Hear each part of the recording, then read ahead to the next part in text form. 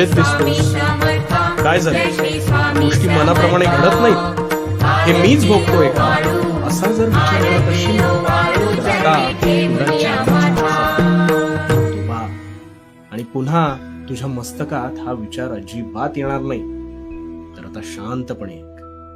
मुळात एखादा विचार हा आपल्या मनात कोणी तिर्हाईक व्यक्ती येऊन भरवत असते का रे? नाही ना.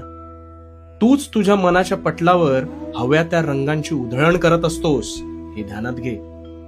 आता कसं झालंय, तू एखाद्या गोष्टी मागची सकारात्मकता बाजूला ठेवून त्यातली नकारात्मक बाजू आधी पाहतोस. हीच तुझी घोडचूक आहे. कारण ही नकारात्मक बाजू चिंतेला जन्म देते आणि चिंता ही तुझ्या नकळत तुला हवी तशी खाऊ लागते. ती तुझ्यावर आरूढ होते आणि मग तू निव्वळ त्या चिंतेलाच आपला अविभाज्य भाग बनवून सोडतोस.